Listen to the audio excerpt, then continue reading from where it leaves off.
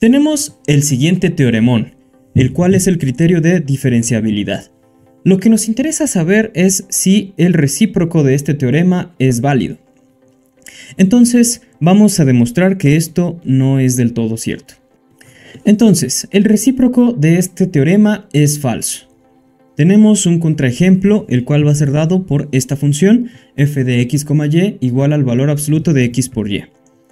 Bueno, esta función cumple que es derivable en x0, y0 igual a el origen, tomando a L, una función lineal, como la transformación lineal 0, y se ve que con esta función pues se cumple el siguiente límite.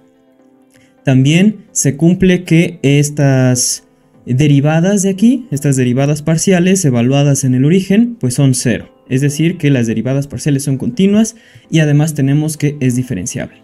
Vamos a concentrarnos en que no existe una bola de radio R con centro en un punto, tal que las derivadas parciales existan para cualquier elemento en la bola de radio R con centro en ese punto.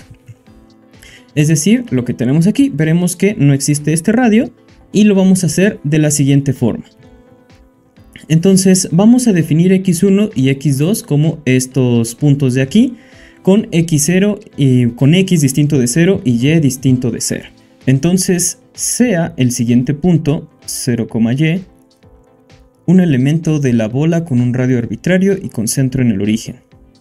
Y vamos a pedir que y sea distinta de 0. Muy bien. Entonces ahora vamos a ver que en efecto esta derivada parcial evaluada en este punto no existe en la bola de radio R con centro en 0 o en el origen. Y bueno, claramente con un radio mayor que 0. Entonces, vamos a notar lo siguiente. Nosotros podemos tener el límite, vamos a escribirlo mejor así, el límite cuando h tiende a 0 de f en 0, y menos h por el punto 1, 0, ¿sale? Pero esto realmente es lo mismo que agarrar la h y meterla aquí multiplicando, entonces básicamente es h, 0 menos f evaluada en 0, y todo esto entre h. Vamos a notar que este límite es igual que el límite cuando h tiende a 0.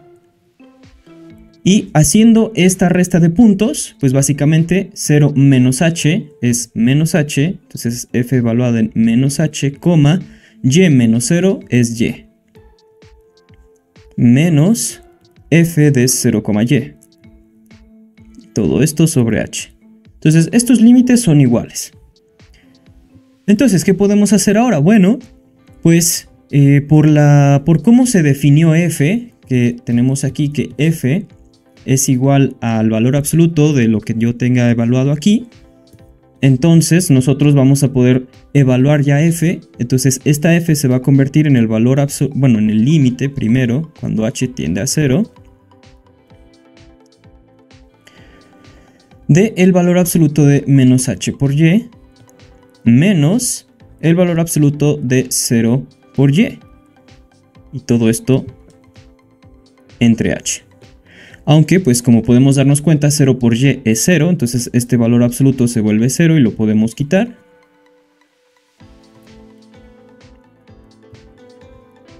Y, pues por unas propiedades del valor absoluto, sabemos que el valor absoluto de a es igual que el valor absoluto de menos a. Entonces, nosotros podemos transformar esto de aquí en el valor absoluto de h por y.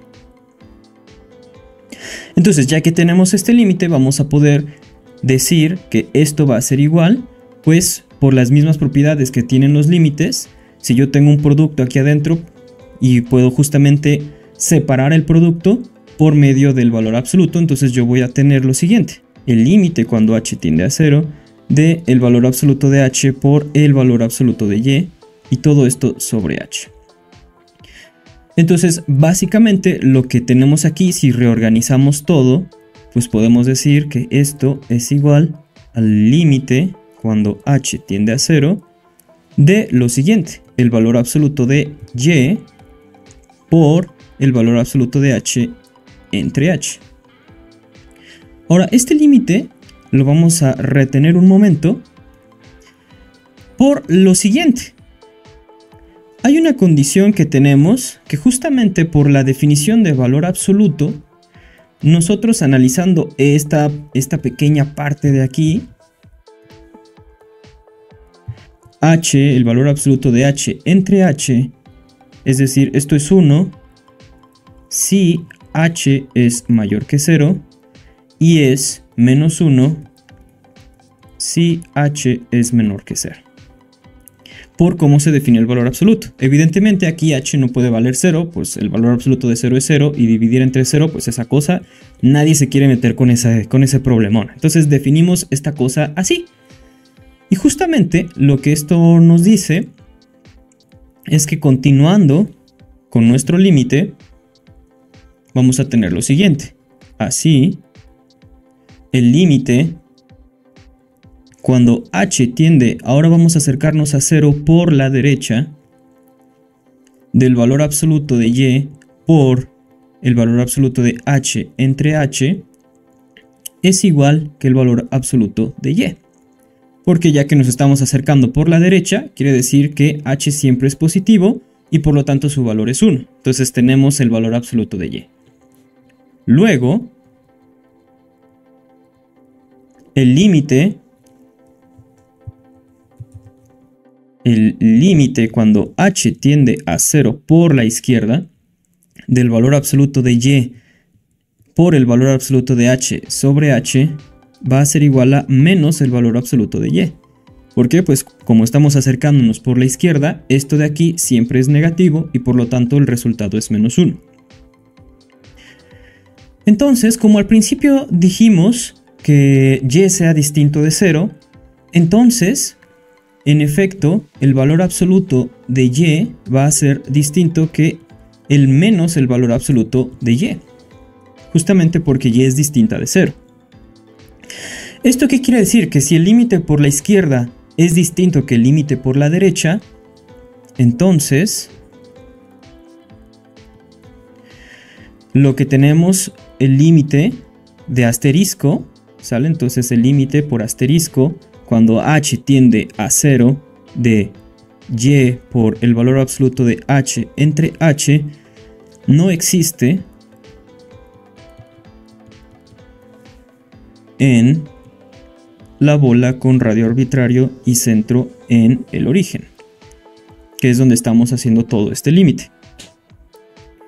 Entonces, esto justamente por cómo comenzamos a definir este límite, que este límite de aquí no es más que la forma en la que se define una derivada direccional, y en este caso, como escogimos un vector canónico, es una derivada parcial.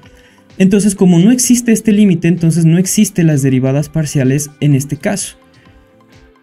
Entonces, por esto podemos concluir, por lo tanto, la parcial de f con respecto a x evaluada en este punto, 0, y, no existe.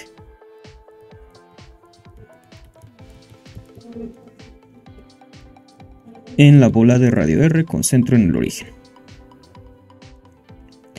Ahora, haciendo un proceso completamente análogo, de la siguiente forma, con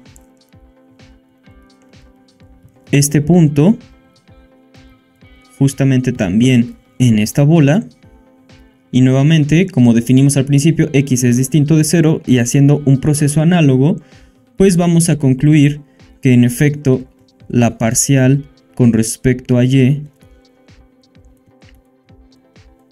no existe